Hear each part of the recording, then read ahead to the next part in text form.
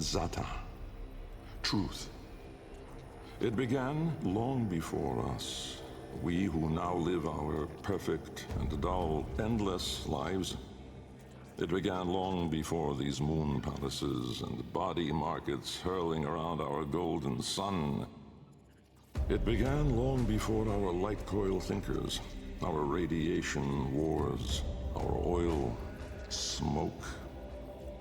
It began with us, the continuity and its twin, wanderlust.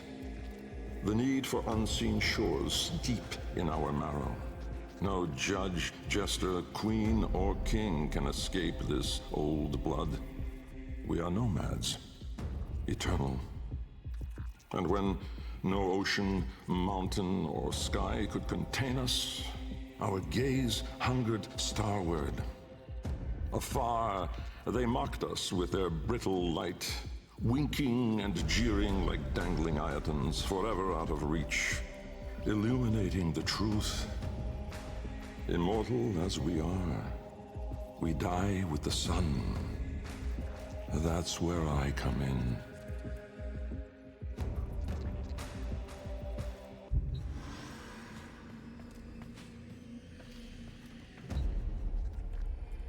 Voum. Order. The calipers yawed open the wall between worlds, stretching there a black trapezoidal gap. A door, a mouth. It yawned in the light of the room, splintering it to mesmerizing, unearthly hues. And I, inside the bell, dropping obliquely toward it from my gallows. Mass and time rippled as a sudden vortex jawed before me. My head was vapor, my feet lodestone. The bell around me flexed like a rat paralyzed in a winding, gulping snake.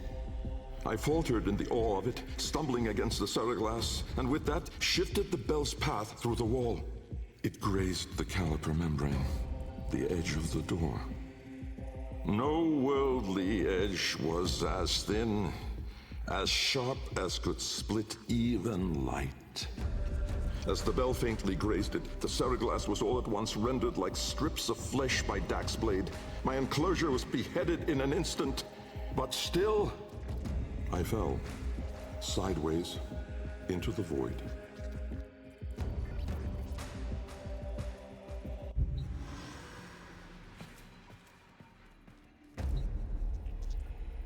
Джаху. Form. My departure was a day less than any other. When I stepped inside the bell, I saw no crowd through its ceraglass, no skeptical onlookers, no regal send-off. They all had given up on me and my paradoxical formulations. The wasted years had all shown the void to be just that. Nothing. No energy, no entanglement, no form. To spacefaring ambitions, a dead end. On the day, my laboratory was mostly vacant of witnesses, most of all of expectation. Only my sluggish attendants, my sagacious Kavat, Kalimos, and of course my daughter. I had raised her alone, but with inconsistent vigor. In those eyes, her mother's, I did see a terrible reflection of a man that did not exist. A brave and principled man about to make history. In truth, he was a void himself, an outcast, a joke, a nothing. Driven by my humiliation, failure had made me bitter and reckless. I would dive into the depths myself to prove them all wrong. I gave the signal. My daughter grasped the lever. Kalemos then belted out a desperate, rasping growl. But it was too late.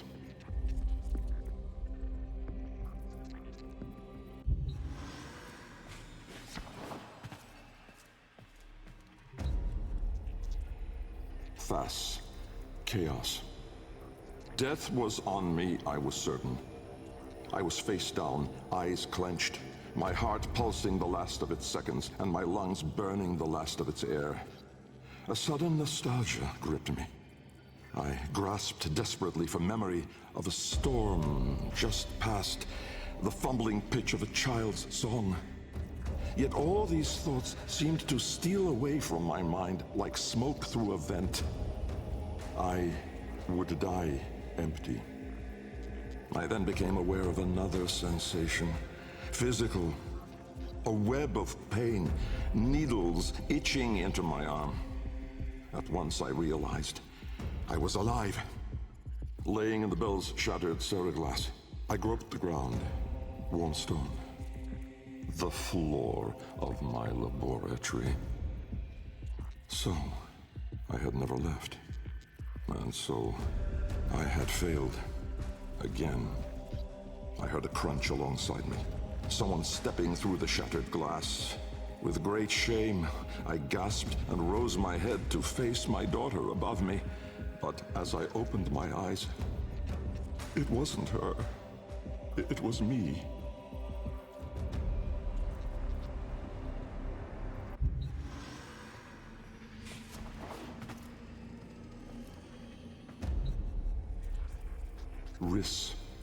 Light. The senselessness of it, the paradoxic, the vague, untimed form. I was alone, but not, for I stood there confronted by myself, a twin but no brother, a reflection but with dimension. Behind him, no horizon but a vast broiling sea of caustic light pierced at random by black pin stars, and closer, around me, a gale of flowing vapor, profane in color, billowing relentlessly into the nascent lack, seeking all directions. I was standing on a precipice of familiar stone, jagged and unanchored as though cleaved directly from the very floor of my laboratory. I wondered at the vapor's path, smoking outward more, leaving behind now the walls, the filigree gold, the rare cuts of marble from my home. I knew at once the vapor's source. I turned away, back toward the wall, the trapezoid I had yawed into it. Vapor erupted inward at the gap, but not just from there. For as I rolled my eyes back, I saw the same. A great steam of scintillation smoking out from my skull. Dumb in awe, I faced toward my chimerical twin. He spoke.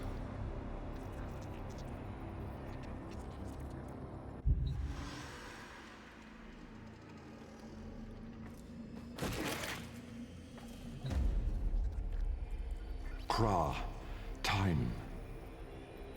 An old name, unspoken in the centuries since my mother reared me. A soft hiss, soothing as a viper's gaze. Little Bengal.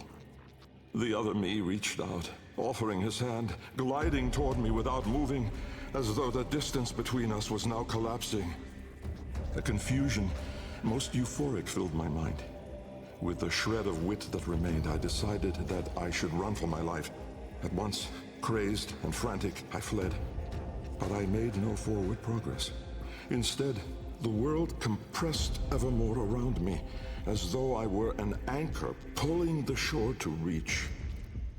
When I arrived at the door, or rather, the door arrived at me, I howled, hurling myself inside, out.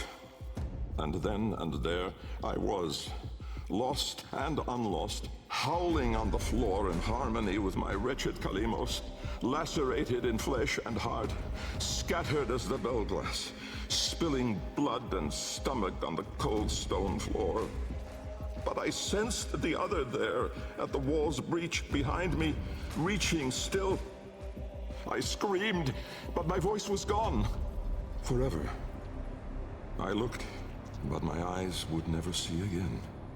I swept my fist across the floor, snatching broken shards, and in gripping tightly, I filled my hands with ink. Close it, I wrote.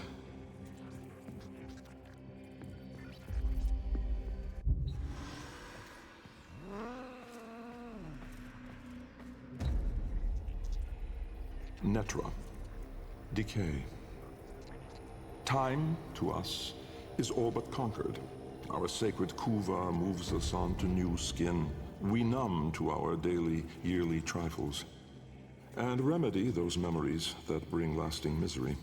With all our misdeeds, our excess, our indignity, we are haunted by nothing. But not for me, for with each passing day, there grew within a tumorous idea. It was minute in those early days, the pale-reaching digits severed on the floor, studied with reverence, with greed. And it swelled larger in the latter days. The regal domes, the rail dedications, the unholy Zariman parade. I had put the stars within reach, but at what cost? I never spoke of him, that man trapped in the wall. And while there have been countless souls who have followed me through with their light skippers and field wave skins and very-eyed instruments, not a single one ever saw him. Me. And so it is that I will not take the kuva now, or ever again. This is the last skin I'm in. Because of this idea, that I cannot be sure that in all that smoked commotion, in all that panic and fear, in that bending light and blinding dark, was it I who escaped? Or the other?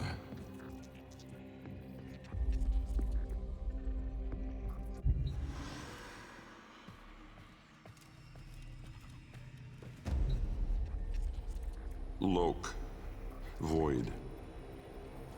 From brooding gulfs are we beheld by that which bears no name. Its heralds are the stars it fells, the sky and earth aflame. Corporeal laws are unwrit as suns and love retreat.